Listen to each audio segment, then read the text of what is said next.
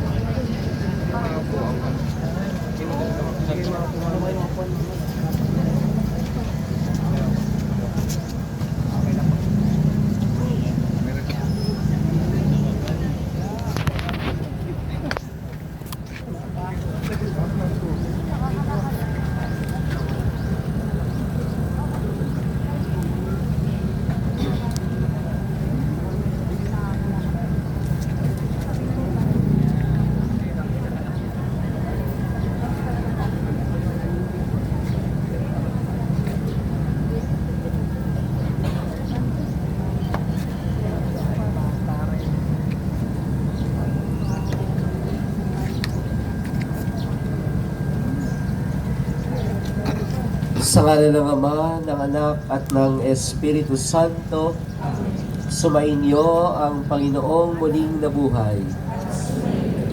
Dapat nga tayong magalak at magpasalamat sa Diyos Ama at kay Jesucristong anak niya. Hinugasan sa dugo ni Jesucristo ang kasamaan ng sangkatauhan.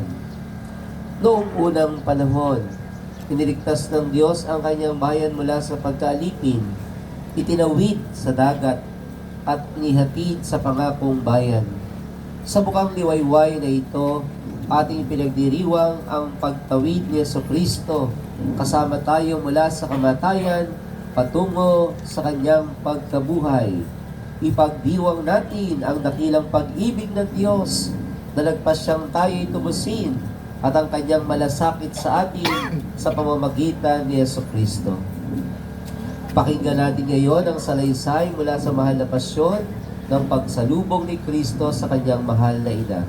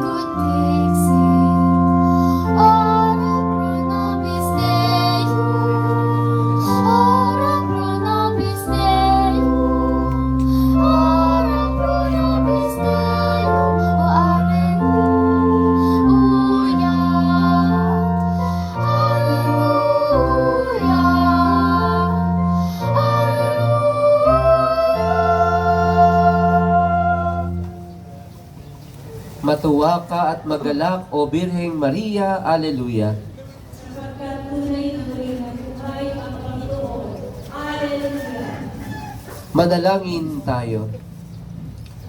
O Diyos, na sa pamamagitan ng muling pagkabuhay ng iyong anak na si Jesucristo ang Panginoon namin, minarapat mong paligayahin ang mundo. Hinihiling namin sa iyo na alang-alang sa Birheng Maria na kanyang ina, ay makamta namin ang kaligayahan sa buhay na walang hanggan. Sa pamamagitan din ni Kristo ng aming Panginoon, kasama ng Espiritu Santo, magpasawalang hanggan.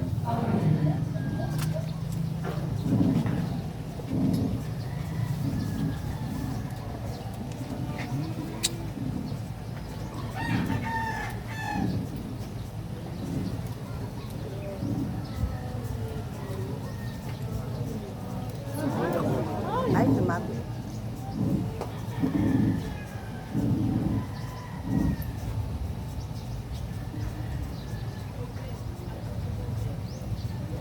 At bilang pakikihati sa galak at saya ng ating mahal na ina sa muling pagkabuhay ng kanyang anak na ating tagapagligtas, pumalakpak po tayong lahat.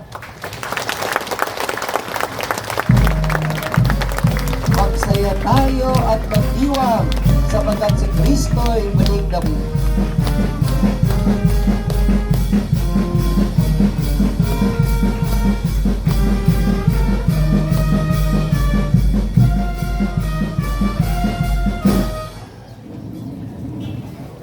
Tayo po ngayon ay papasok ng simbahan. Sisimulan po natin ang unang misa ng Pasko ng muling pagkabuhay ng ating Panginoong Jesucristo.